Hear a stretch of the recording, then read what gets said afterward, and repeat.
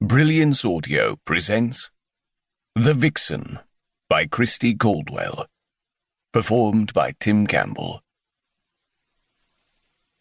One of the luxuries of being the most successful investigator in England lay not only in the wealth one possessed, but also in one's ability to accept or decline whichever case one chose. There could not be any doubt. Connor Steele had built a vast fortune through his work. As such, he'd considered not coming. When the note had arrived on his desk, he had contemplated tossing the missive into a dustbin. In the end, he'd granted the upcoming audience not because of monies needed, but because one was wise to gather information. From each appointment, he could decide what to do with the case. But he'd not flourished as the head investigator by turning down assignments from the wealthiest, most powerful peers in London. Despite the presence of two uniformed servants, a heavy silence loomed in the soaring foyer. While the surprisingly fresh-faced butler examined the card he'd handed over, Connor touched his gaze on the grand space, from the white Italian marble floor to the sweeping red velvet carpeted staircase and the crystal chandelier that hung overhead. The gentleman who sought to utilize his services was deep in the pockets. "If you follow me," the tall, ginger-haired servant murmured the only words exchanged since he'd opened the door and Connor had offered over his card. After handing Connor's cloak to the footman, the butler started down the corridor that intersected the foyer. Connor glanced over to the liveried servant who, garment in hands, melted into the shadows. Keeping a slower pace behind the butler, Connor followed after him. The most skilled of investigators, he missed nothing and saw all. It was a lesson not known by most, and one Connor had come by not in the 10 years since he'd established his own business, but rather from the years he'd spent living on the streets.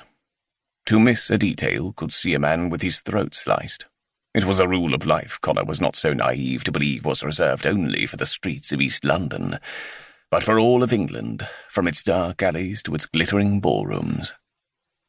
The butler looked over his shoulder, and then adjusted his pace as he led them down a bisecting hall. "This way, Mr. Steele," he muttered, and then another blanket of silence descended as Connor was ushered along. While they made the long journey through the Marquis of Maddox's Mayfair townhouse, Connor catalogued every detail, ultimately settling on the single most defining element of the palatial residence: silence. It was the single word that defined this household and the staff contained within. A manner of quiet that felt sharp at a person's ear and discouraged discourse, all the while punctuating what otherwise would have been mundane sounds: the distant tick of a clock, the tread of a quiet footfall, the groan of a floorboard. The young butler slowed his steps, bringing them to a stop. He paused, waiting until Connor reached the heavy oak panel before rapping.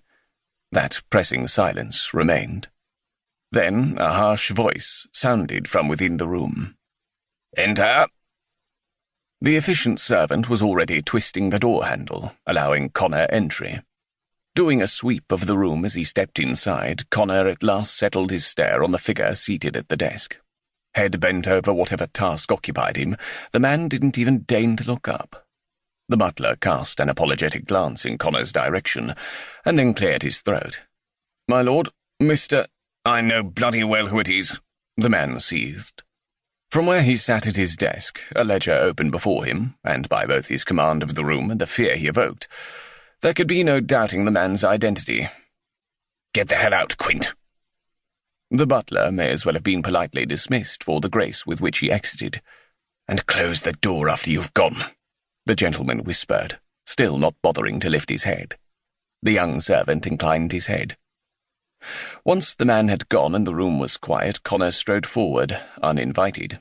With every step that carried him closer, he intensified his study of that figure who'd long been whispered about amongst polite society: the Mad Marquis,